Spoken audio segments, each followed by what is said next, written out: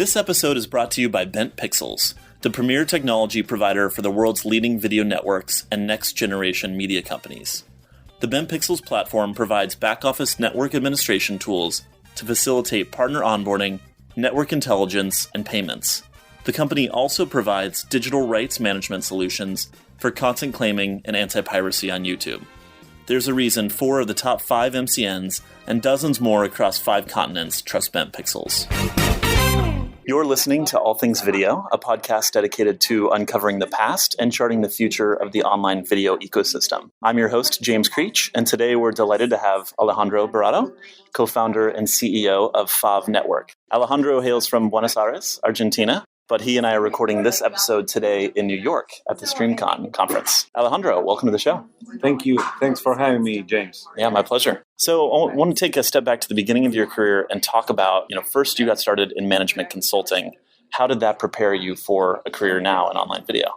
Well, I think management consulting prepared me for almost any kind of career because it's a very generalist job track, if you can call it that. Usually what's more generalist is careers in management consulting and in investment banking. Basically, you get to see a lot of industries within the same job, and you get to see a lot of industries in a very short period of time. So I was lucky enough when I joined McKinsey.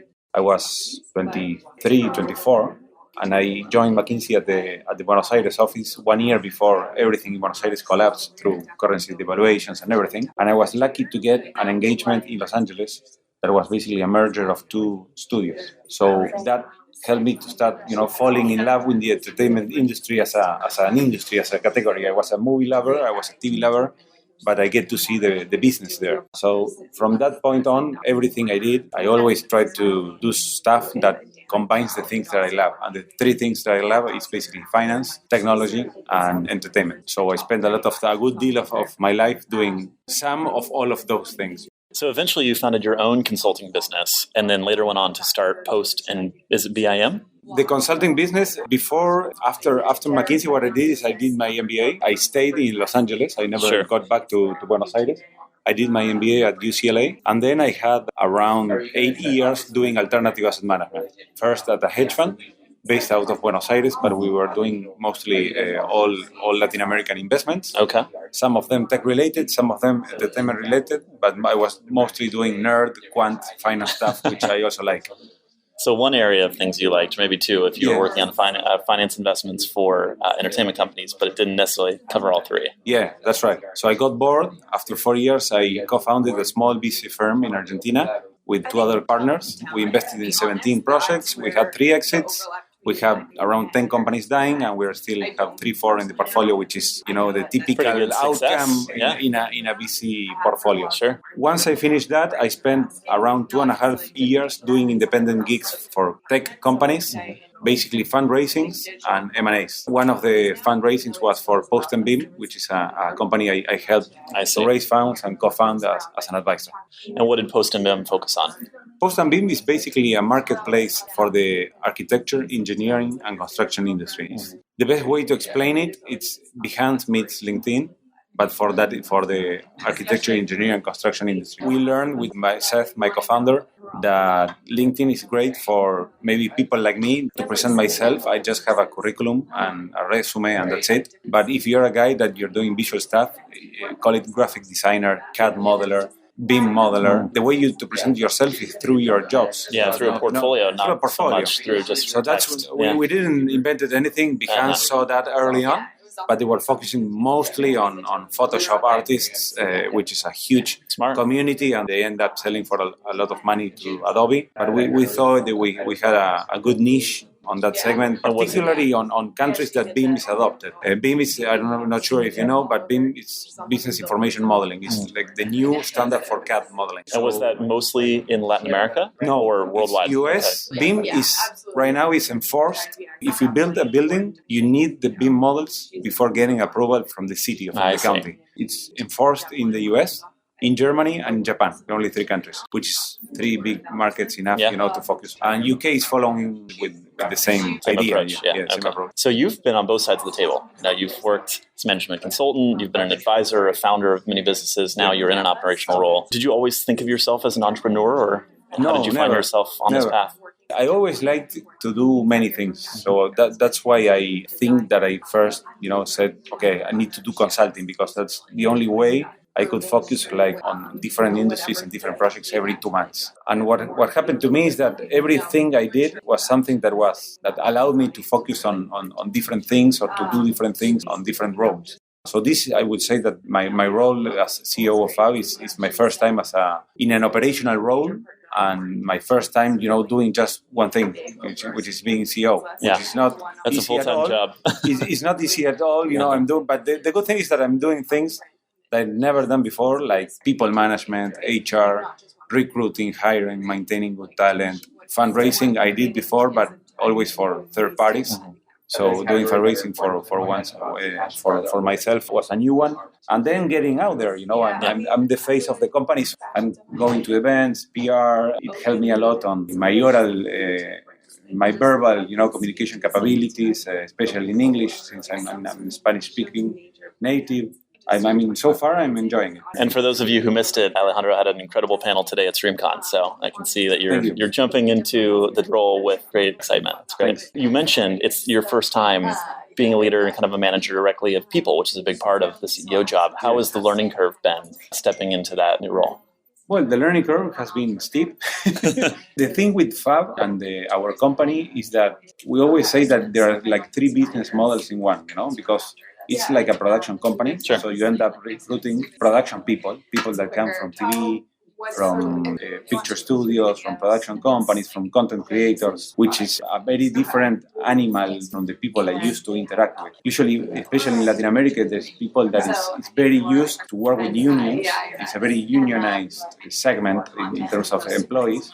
So you have your issues there in terms with the unions and everything. I learned a lot. I learned a lot especially to listen. Sometimes my first approach towards people was, okay, I need this person to do this job. If the person was not performing well, instead of, pivoting his role or her role or understanding what her or his core capabilities are for the firm, I was, trying to push harder to do what I wanted to do in that role, which can lead to people leaving the company. Yeah. Now I try to understand quickly if the fit, job description and capabilities of the person we recruited is moving forward smoothly. Right? And if not, we had like a couple of successful pivots in terms of responsibilities within the firm that they're doing exceptionally well. So to exceptionally well. I think it's a matter of hearing more and trying to not get married with your ideas of what you need people to do without asking them. What is the hardest part of starting your own company?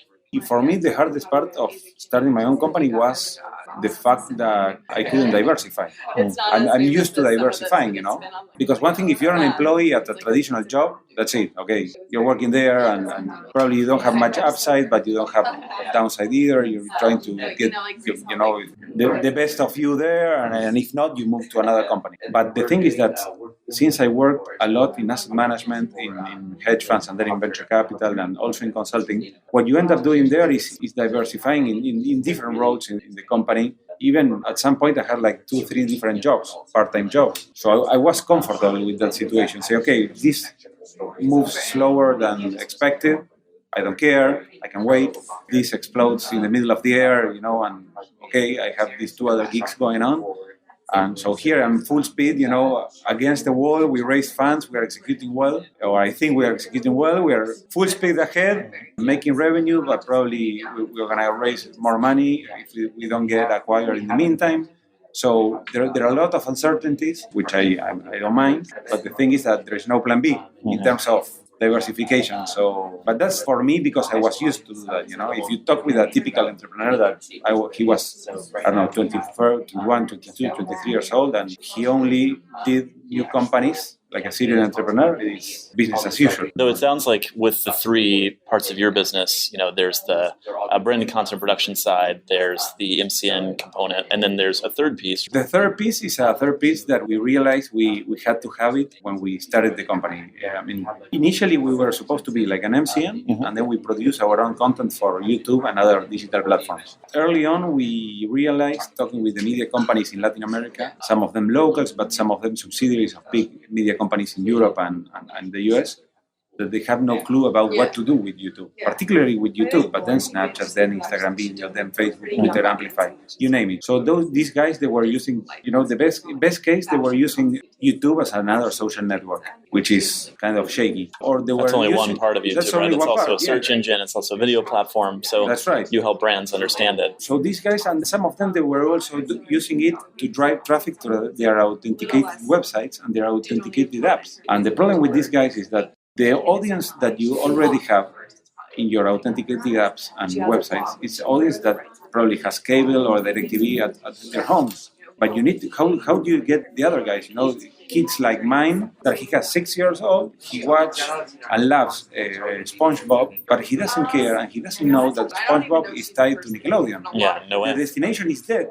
The concept of destination in cable, like Simpsons, Fox, SpongeBob, Nickelodeon, MTV, and South Park, for example. That connection between show and channel, it's dead. Now it's only show. And we expect the shows to be everywhere. Yeah, and if it's on YouTube, it's on YouTube. It's on Netflix, great. And if I download the app of SpongeBob, it's the app of SpongeBob. I mean, that audience will never make the crossover again to linear. When my kid grows up and has 20 years old, he won't install Comcast or DirecTV at home.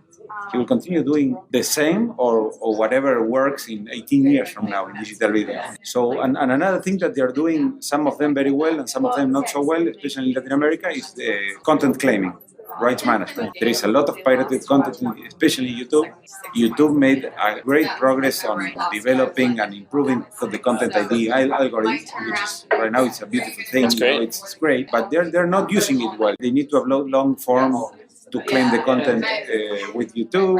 Then they need to do IP blocking because they may have rights on different countries. Or, for example, we are working a lot with Viacom Latin America, and we are developing their channels for Nickelodeon and TV and Comedy Central. And we are getting content claim knockdowns from Viacom International.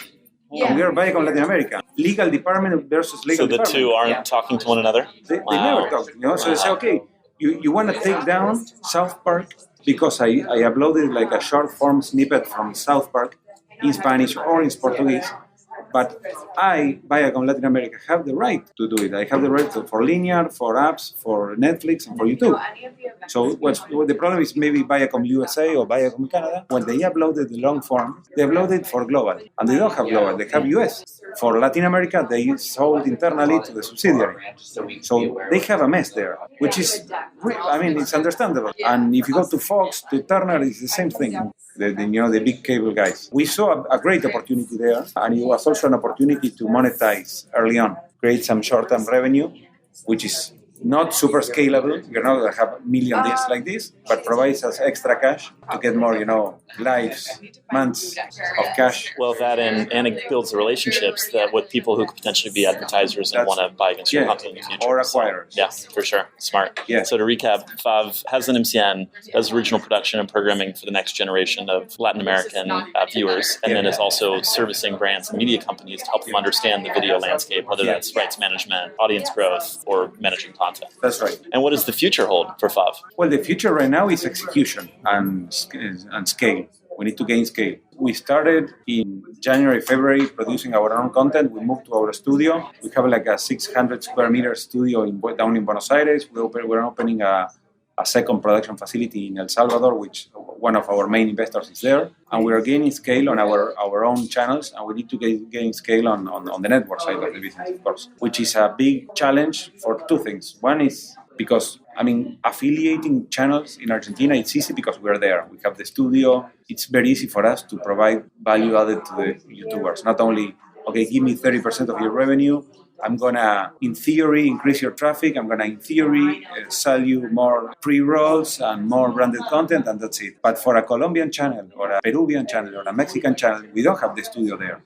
So we need to add more value. And what we're doing is to develop sales capabilities locally for these guys, because one thing we noticed early on is that we are late on the MCN game. Globally, not in Latin America. In Latin America, we're the first ones. But globally, we are late. And what that means is that many channels, especially the head and the torso channels in Latin America, they had a very bad experience with MCNs already, particularly from the US. Many of these channels, they have been working with Me Too, they have been working with Fullscreen, they work with StyleHall, Broadband TV, Awesomeness, Makers, all Sure. of them. And the common denominator is they took me, I don't know, 50, 40, 30, 10, 5, whatever. And they didn't do anything for And me.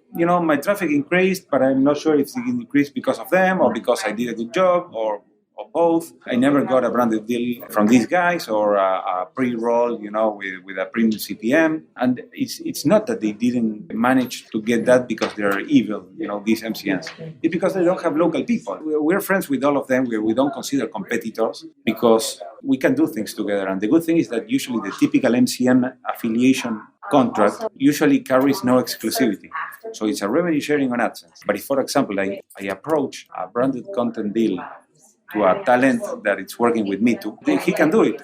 And Me Too doesn't see a dime on that. And they don't care because if the branded deal is brought by the creator, it's all his and the other party that's bringing the deal. And it's happening also to our creators. If someone, it's Maker, happened with Me Too, for example, did a campaign with one of our creators, and for us it was great because we got the views. We didn't get the money on the deal. I think it's win-win for everyone. Now, you mentioned that a lot of Latin American creators have had a bad experience with American MCNs. Is it because they don't understand the market, or that they're just stretched too thin and they're trying to manage 50,000, 60,000, 70,000 channels all over the world? I think it's a matter of focus. Yeah. Because even if you don't know it, come on, these guys are not stupid. Makers, Fullscreen, they're awesome. So these guys, they can build a sales force in Latin America. They can do it wrong. Yeah, they can do it wrong. You can correct, you can iterate, but it's you can do it. Facebook did it. Facebook started selling in Latin America through sales representations, like with companies like IMS. In Miami, they say, okay, sell my inventory in Latin America because, they say, Latin America, I don't care.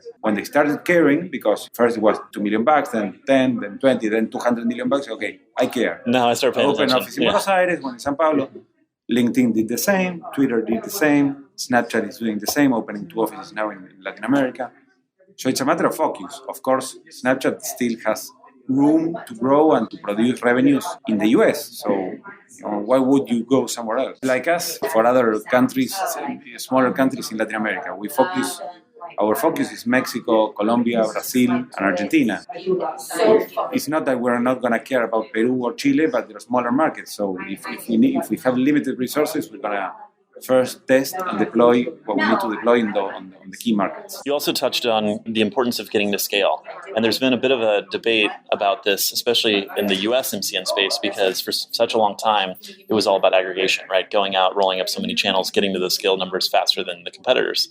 Now, the pendulum seems to have swung the other direction because, maybe much of the market has been partnered or because scale has been achieved. But why is scale so important? And is scale essential, or can a boutique MCN also be successful? I think in the US you can I would say you can focus on a niche and get and survive. Like StyleHall did, like the guys at Tastemade are doing with an awesome company, an awesome app. I think Latin America as a market, it's very risky to do that. It's I think Latin America is a vertical in itself, like a genre, or the Latino content, if you put US Hispanics as well. Scale, I think it's important for 2 things. One is because it allows you to cross-promote traffic within channels, and particularly for us, if we get a lot of scale on the network, even if it's with a crappy revenue, average revenue sharing agreement, we end up having around 10-20% of that, which is a very low gross margin. That traffic helps us to push our own content traffic, and doing collaborations and promoting between channels, and pushing our channels, which is where we control the 100% of the revenue, the IP, all the branded content deals. That's why I think it's important in terms of scale. And usually when you affiliate like a super long tail channel, for those channels, if you don't have scale, it's the only value added you can add them. I have 200 channels that they generate, 100 million views in revenues, 100 million views per month. And then if I affiliate 1,000 channels that they do, 1,000 views per month, and they're happy with it, but they're super long tail, the only way I have to give them traffic is to understand their demographics and match the demographics of the bigger channels. And then on the suggested videos or on the end cards of the videos, I cross-promote those channels or those groups of channels. And then the other thing about scale is that scale is eyeballs, and in the media industry, everything gets measured by rating, CPR, eyeballs. M&A deals are being done and are being measured on using that metric as well, Call it subscribers or call it viewership, views watch or minutes time. watched. Yeah, the vanity metrics, so to speak. But that's on the network side. But then on the production side, scale is super important for us because we're producing very cost efficiently. Our production cost per minute is between $5 and $50 per minute. Wow. Which is super low. Some MCNs are producing, Maker, for example, is producing, before getting acquired by Disney, they were producing between $1,000 and $3,000 per minute. Of course, in the US, other costs, unions. So the only way to achieve those costs is if you have scale on your own production facility. You have 2 to 3 shifts per day. You produce 1 month or 2 months worth of content for every channel. Every time a talent comes to the studio and he spends 5 hours there, we make sure he produces anywhere between 6 to 10, 12 videos in order to optimize our resources, their time, and have the ability to have more channels, Otherwise, the only way to grow on own channels is to buy another building, That's your physical, roof in terms of production capability. One of the key things I took away from your panel today was, maybe generations ago, the Latin American market was very fragmented, right? There were differences in viewership, there were differences in language. And today, as a result of digital, it seems that those barriers are being broken down, that people will watch Chilean content or content from El Salvador that previously would not have been relevant to them or even understandable by them. Yes. I'm not a TV guy, but my co-founders come from, 2 of them from the TV world. What they always say is that 10 or 20 years ago, if you were Fox or Turner or any cable operator you were selling content globally and of course regionally in Latin America, you would never thought that a Chilean telenovela would run in Colombia or in Mexico and go well, or a Brazilian telenovela in Argentina. Usually there were some stereotypes in which everyone knew that Colombian and Mexican telenovelas did well everywhere in Latin America, but not vice versa. In YouTube, everything changed, and in general in digital video, because accent is no longer an issue. What's an issue now is authenticity and having the connection between the audience and the talent. So the biggest talent in Latin America is a Chilean guy called Soy Germán, which is hilarious. He's a PewDiePie in Latin America. He first started doing video blogging, and then he moved to gaming. So now he has 2 channels. He's huge. He's like 17 in the world and number 1 in Latin America. So he has an exclusive deal with, I think, Machinima and with YouTube. And he's Chilean. He speaks 100% Chilean, He doesn't use... The difference is that what they don't use is slang. So you speak with your accent, but you don't use slang. That doesn't travel well. So as long as you don't use slang, but you speak, with Argentine accent, with Mexican accent, with Spanglish, like any, Latino, or like I speak English, like half Spanish, half English, it works. And brands at first, it was kind of shocking to them, but now they understand that these guys, they have the audience, they have the demographics that they're interested in pushing their products into, and so I think it should be a no-brainer for them. So let's switch gears a little bit and talk about the personal side of Alejandro. I know you love to play squash. You're a big fan of the F1, and I hear you like to ride motorcycles, which is also a passion of mine. I run, but not motorcycles. I'm a Vespa fan. Squash is my favorite sport. I became a fan when I was 15, 16 years old and never quit playing. And Formula One, it's basically... If you're an Argentinian, you like soccer and you like probably Formula One. We have very good drivers in the past, not so much now, but in the 50s and 60s, it was we had one of the biggest drivers of all times. And I think every Argentinian likes driving as a sport. What else do you like to do for fun? For fun, I like to. I'm a movie nerd.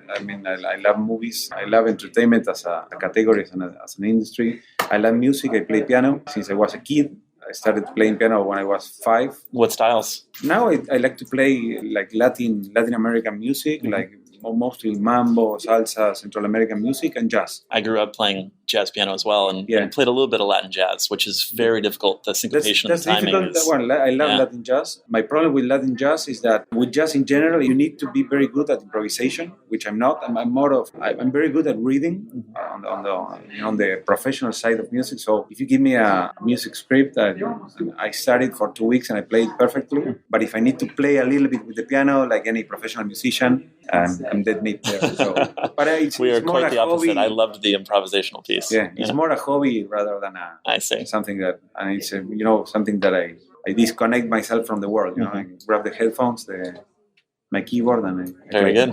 Well, if you ever start a Latin jazz YouTube channel, I'll subscribe. Yeah.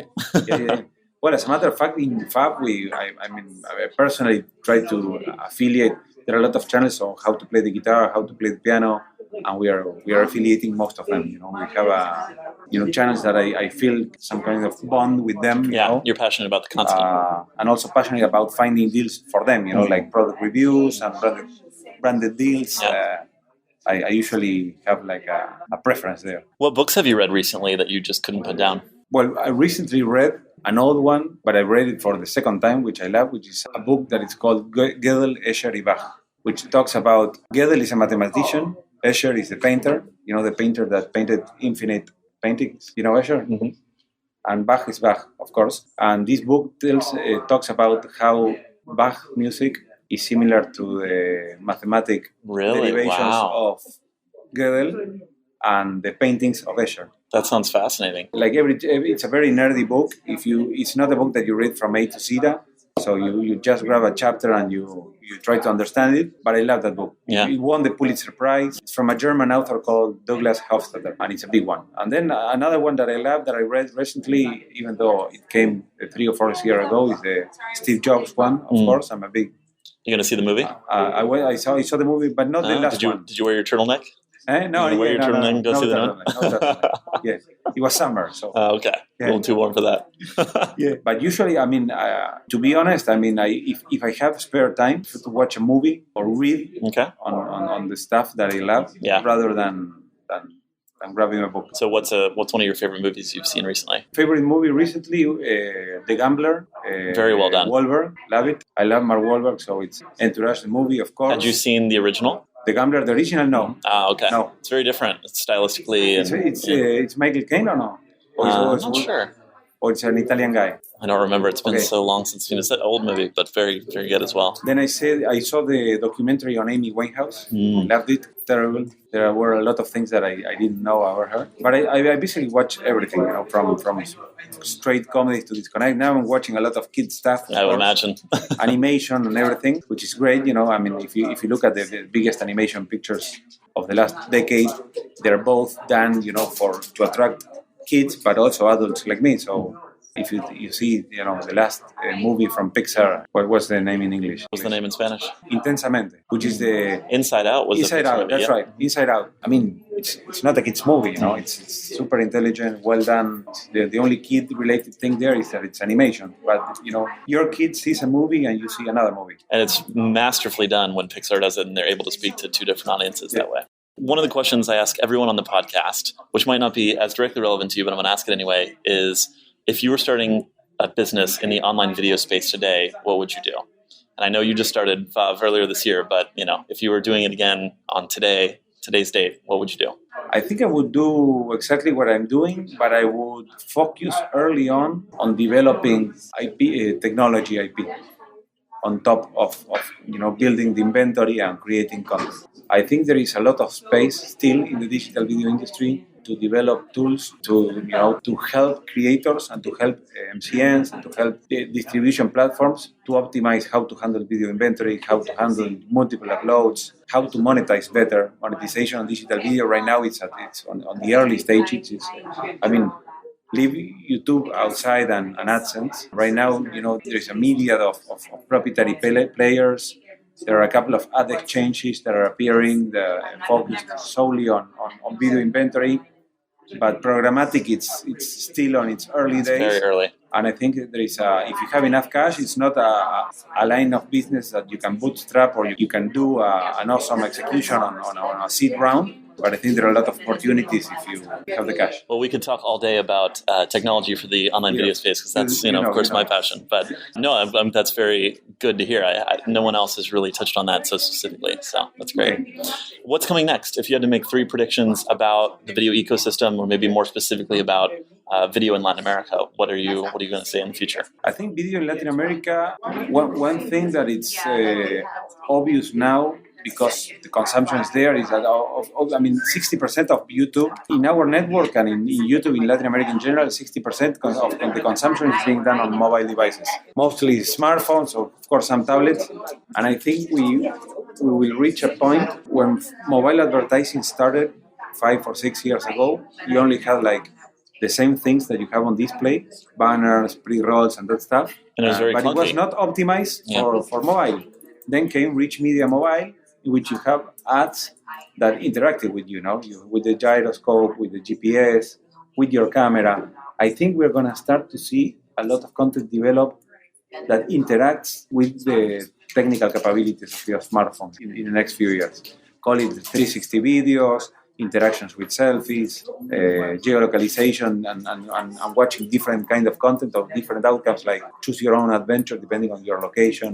And the same with advertisements on videos. That's one thing that it's gonna kick in, I think, in the future to make advertisement more attractive. Maybe we call it like rich media for video or something like that. One thing that has to happen is that programmatic has to get better for online video. It needs to get better. I mean, right now, fill rates, I don't know, in the US, it's probably between 10 and 20%. It's hard to know. YouTube doesn't publish their fill rate figures, but, we've estimated them between 30 and 40% of times, but it depends on who the content owner is, who the publisher is. There's a lot of factors. In Latin America, they're below 10%. I'm sure they're the very effective much lower. CPM is terrible. So programmatic has to improve their game to improve the effective CPMs on digital video. But is programmatic enough? Because the supply of video content is dramatically exceeding the demand. And it seems like that imbalance is growing larger every day, not that we're going to see equilibrium anytime soon. It depends on how much money, advertising dollars will end up going to mobile video. That's true. To digital video in general.